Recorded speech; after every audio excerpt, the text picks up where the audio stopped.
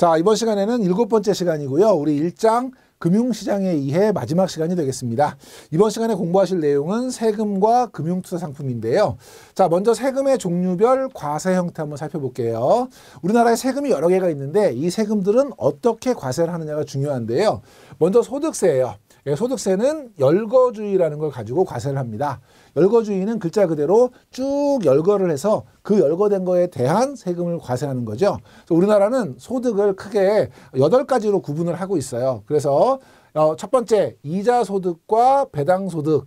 금융상품 같은 거에 투자해서 이자를 얻을 수도 있고 배당을 얻을 수도 있죠. 세율은 동일하지만 소득은 구분을 하고 있고요. 요 두 개를 합쳐서 우리가 어떻게 구분하냐면 금융소득이다라고 해서 뒤에 금융소득은 종합과세를 하게 되는데 금융소득 종합과세의 대상이 되는 것이 이자소득과 배당소득이고요. 두 번째는 저희가 일을 해서 얻는 소득이 있어요. 남의 일을 하면 근로소득이고요. 내 일을 하면 사업소득이고요.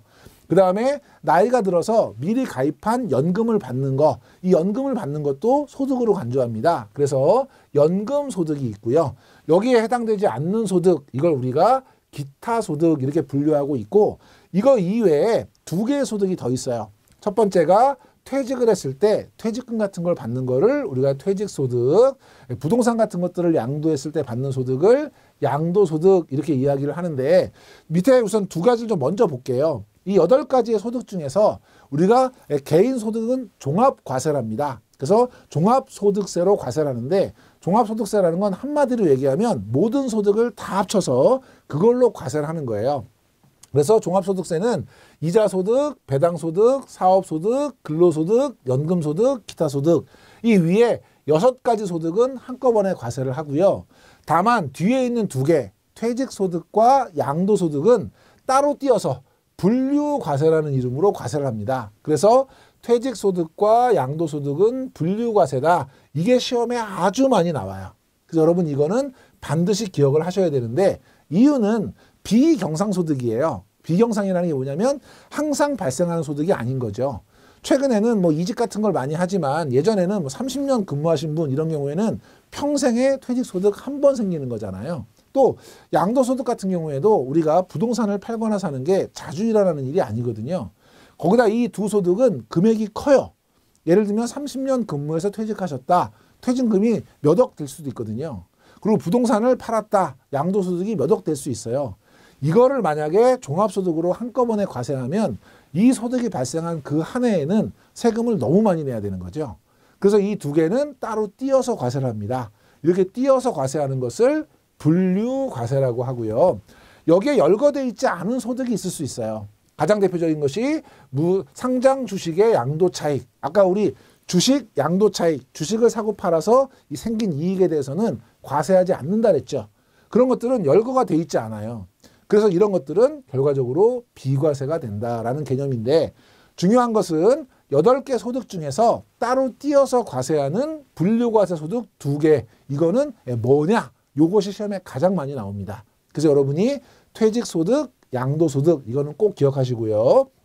밑에 보시면 비과세, 분리과세, 금융소득을 제외한 연간 금융소득에서 이자소득과 배당소득. 아까 저희가 금융소득을 뭐라고 정의했냐면 이자소득과 배당소득을 합쳐서 금융소득이라 했죠. 요 두 가지 이자소득과 배당소득은 따로 묶어서 금융소득 종합과세라는 이름으로 과세를 해요. 그래서 원래대로 하면 3가지로 과세를 하거든요. 얘는 무조건 종합소득과 합산하는 합산과세가 있고요. 이 합산과세는 저희가 어떤 경우에 적용을 하냐면 우리 원천징수 같은 걸 하지 않은 그런 이자소득이나 배당소득이 있다. 이건 무조건 합쳐서 계산하고요. 또 하나는 무조건 분리과세라는 것이 있어요. 이 무조건 분리과세는 법으로 정해져 있어요. 그래서 법에 이거 예를 들면 뭐 10년 이상 장기 채권의 이자 이런 것들은 분리과세거든요. 그럼 거기에 몇 %로 과세한다가 따로 정해져 있어서 이거는 따로 과세를 하고요. 나머지는 조건부 합산과세라는 거예요. 그러니까 일정한 조건을 주고 그 조건에 해당이 되면 종합과세를 하고 조건에 해당이 안 되면 분리과세로 원천징수로 과세 의무를 종결하겠다 이런 개념이에요. 이 조건이 얼마냐면 2천만 원이에요. 그러니까 2천만 원을 초과한 경우에는 합산해서 종합과세로 과세를 하고 2천만 원이 안 되는 경우에는 분리과세로 원천징수로 납세 의무를 종결한다. 이럴 때 우리 소득세, 종합과세는 6%에서 42%까지 세율로 누진해서 과세하고 있는데 이건 좀 이따 저랑 같이 다시 한번 보실 거고요. 그래서 2천만 원을 기준으로 금융소득 종합과세는 합산 여부를 결정한다. 요거 기억하시고요. 자, 이자 소득하고 배당 소득은 열거주의가 아니고요. 유형별 포괄주의예요. 그래서 이자에 준하는 또는 배당에 준하는 것들은 정확하게 열거되어 있지 않더라도 한꺼번에 과세하거든요. 그래서 여기 이자 소득과 배당 소득은 유형별 포괄주의다. 이것도 시험에 많이 나옵니다. 그리고 그 외의 소득은 열거주의다. 그래서 소득세에서 중요한 거는 크게 세 가지 정도인데요. 첫 번째는 열거주의로 과세한다. 꼭 기억하셔야 되고요. 열거되지 않은 것은 비과세되는 거고, 두 번째, 합산해서 과세를 하는데 합산하지 않고 분류하는 거, 퇴직소득과 양도소득은 분류과세로 과세한다. 중요하고요. 세 번째, 금융소득, 이자소득과 배당소득은 2천만 원을 기준으로 해서 2천만 원 초과되는 것에 대해서 과세한다. 요거 기억해 주시고, 이 금융소득은 유형별 포괄주의를 채택하고 있다. 요게 이제 가장 중요한 핵심입니다. 잘 기억해 두시고요. 자, 법인세 같은 경우에는 유형별로 우리가 포괄하거나 아니면 열거하거나 이런 게 아니고요. 순자산 증가설을 채택하고 있어요. 이거는 뭐냐면 법인의 자산이 늘어난 거는 전부 다 법인소득으로 보겠다. 그러니까 순자산이 증가했다면 법인소득으로 보아서 과세하겠다. 이런 개념이에요. 그래서 법인이 얻은 모든 순자산 증가액에 대해서 과세를 하겠다. 열거가 되지 않았더라도 순자산을 증가시켰다면 이거는 과세 대상에 포함하겠다. 왜? 열거주의가 아니기 때문에. 그리고 법인을 수익자로 해서 저축성 보험에 가입하고 보험 차익 비과세 요건을 충족했다. 보험 차익 비과세 요건은 일정 금액, 뭐 예를 들면 1억 원 이하에 한해서 만기가 10년 이상이고 이러면 비과세하겠다라는 게 있는데 이거는 개인 소득에 적용되는 거예요. 그러니까 법인을 수익자로 해서 법인이 가입한 저축성 보험이 요건을 갖췄다 하더라도 이거는 개인 소득이 아니기 때문에 법인세는 그대로 과세가 됩니다. 비과세를 받지 못하는 거고요. 법인세에서 가장 중요한 것은 순자산 증가설이다. 그래서 열거되지 않았더라도 순자산이 됐다면 과세 대상이다. 그래서 비과세 요건도 적용받지 않는다. 순자산 증가설이 가장 중요할 것 같고요. 다음에 상속증여세. 이것도 이제 빈도가 높은 거예요. 상속증여세는 완전 포괄주의예요. 완전 포괄주의가 뭐냐면 열거되지 않았더라도 상속증여에 해당된다고 하면 열거되지 않은 것도 유형별 포괄주의는 유형의 구분이 있지만 이거는 완전 포괄주의니까 해당되면 무조건 상속증여로 보겠다. 그래서 의제 상속이라든지 아니면 뭐 증여의제라든지 이렇게 비슷한 것들은 해당된다고 하면 다 포함시키겠다. 그래서 완전 포괄주의다. 이게 아주 중요하고요.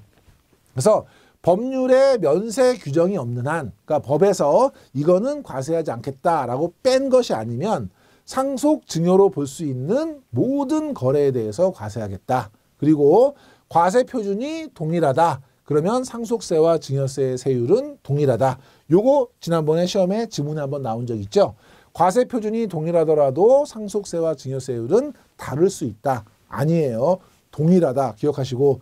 그래서 결론적으로는 소득세는 열거주의, 그중에 금융소득에 대해서는 유형별 포괄주의, 법인세는 순자산 증가설, 상속증여세는 완전 포괄주의. 이거를 구별해서 여러분이 꼭 기억하셔야 되고요. 시험에 자주 출제되기 때문에 반드시 암기를 해주셔야 됩니다. 자, 세율인데요. 이 세율을 여러분이 전부 다 기억하실 필요는 없고요. 계산하는 방법은 더더욱 기억하실 필요는 없어요. 근데 시험 문제에 출제가 되는 것들이 있어요. 예를 들면 소득세 같은 경우는 과세 표준이 얼마일 때 세율이 얼마냐 이런 게 시험 문제에 나와요. 이거를 복잡하게 계산해서 얼마냐가 나오지 않고요. 나오는 건 딱 두 개인데요.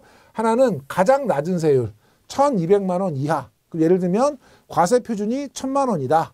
종합소득세의 세율은 몇 %냐 이런 문제 많이 나오고요. 6%는 꼭 기억해 주셔야 되고, 또 하나는 마지막 세율 5억 원이 넘어간다. 이럴 때는 얼마냐. 그러니까 중간은 계산하기가 복잡하거든요. 그렇기 때문에 첫 번째 가장 작은 세율 6%, 가장 높은 세율 42%. 이건 여러분이 꼭 기억을 좀 해주셔야 되는 부분이고요. 자, 법인세 같은 경우는 요 두 개가 시험에 많이 나와요. 그래서 2억 원 이하일 때는 10%, 그 다음에 지난번에 저희가 2억 초과에 대한 부분 20%에 해당하는 부분이 시험에 나온 적이 있어요. 자주 나오는 건 아니지만 어쨌든 법인세도 가장 낮은 세율 2억 원 이하는 10%다라는 것과 그 다음에 두 번째 세율 2억에서 200억까지 200억이 넘는 그 법인 같은 경우는 실제로 우리 뭐 많이 있지만 일반인에게 해당되지 않는 것이기 때문에 이 밑에보다는 요 두 개 2억 이하는 10% 200억까지는 20% 요 두 세율은 여러분이 기억을 해 두셔야 되고요. 상속세 같은 경우는 세율이 또 상대적으로 더 중요해요. 그래서 얘는 우리가 좀 어렵더라도 다 기억을 해 주셔야 돼요. 그래서 얘는 세율 자체는 10%, 20%, 30%, 40%, 50%고요. 대신에 과세 표준이 1억, 1억에서 5억, 5억에서 10억, 10억에서 30억, 30억 초과. 그렇게 어렵진 않기 때문에 여러분이 각각의 과세 표준에서 얼마의 세율이 적용되느냐. 그래서 상속세 같은 경우는 앞에 우리 소득세에서 가장 낮은 세율 6%만큼이나 시험에 자주 나오는 부분이에요. 그래서 여러분이 상속세율 요거하고 구간에 따른 세율은 기억해 주시기 바랍니다. 자, 금융소득 종합과세인데요. 금융소득 종합과세는 제가 아까 말씀드렸던 것처럼 3개의 구간이 있어요. 첫 번째, 무조건 합산하는 경우 원천 징수하지 않은 소득이고요. 두 번째, 무조건 분리과세하는 경우 법으로 따로 정해져 있고요. 세 번째, 조건부 합산은 조건이 있다 그랬죠. 조건이 얼마였죠? 금융소득 2천만 원. 그래서 같이 한번 볼게요. 과세 대상은요. 개인별 연간 금융소득. 그래서 금융소득은 이자소득, 배당소득이고 중요한 건 개인별이에요. 개인별이라는 게 뭐냐면 예전에는 저희가 부부 합산으로 계산했어요. 근데 지금은 부부 합산을 인정하고 있지 않기 때문에 부부 합산 금액이 아니고 개인별로 계산한다. 그래서 시험 문제에는 부부 합산 금액이 2천만 원 이상이어야 된다. 이런 질문 많이 나와요. 그래서 여러분이 부부 합산이 아니고 개인별로 계산된다는 거 기억해 두시고요. 비과세 금융소득과 분리과세 금융소득은 제외를 해주고요. 그러니까 과세 대상에 대해서만 저희가 적용을 하는 것이고 2천만 원 이하다. 그러면 원천징수로 끝나는 거예요. 그러니까 소득세 14%에 지방소득세 포함하면 15.4%가 되겠죠. 15.4%로 원천징수를 하게 되면 납세 의무는 종결되는 것이고요.